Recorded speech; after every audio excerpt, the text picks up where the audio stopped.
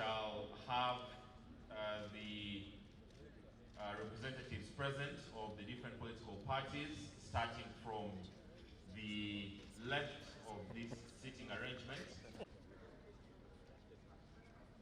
That is going to be witnessed by the respective party presidents. We shall also have group photos of the members present from the different political parties. And we shall be ushered to the front, or rather to the photo booth accordingly.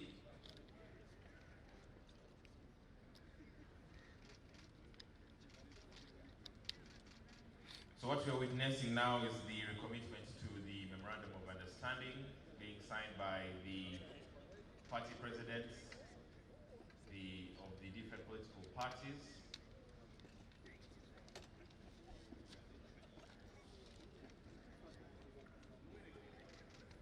That is the People's Progressive Party, the Forum for Democratic Change, Democratic Party, the National Resistance Movement, the Justice Forum, JEMA, and the Uganda People's Congress.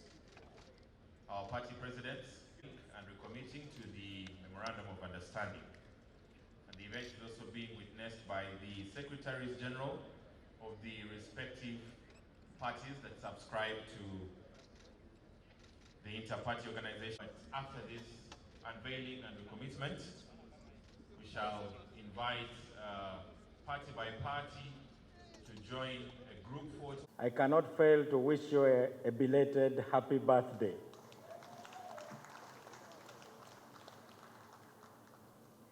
The years that you have lived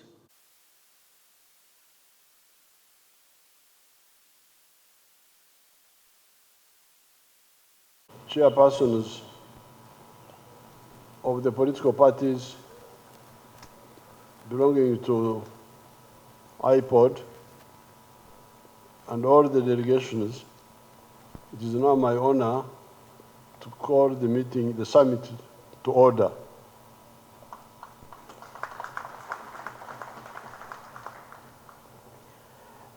of experience and wisdom. As we gather today, we remember the last meeting we had here in 2021. At that time, Mr. President, I reached out to you through the then Secretary General of the NRM to talk about the detained activists of the NUP and some of the other political parties. You then agreed to host a meeting of the summit. And in that summit, we appealed to you to draw a line between the misled and the misleaders.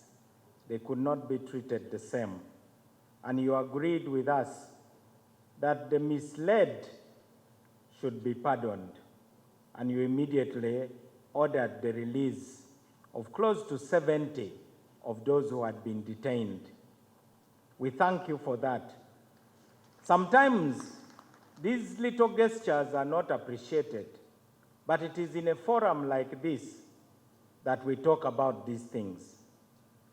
Secondly, the day that the Democratic Party and the National Resistance Movement signed the cooperation agreement, I told you that while I had joined the government you formed and which you lead, I had entered, but I had left the door open.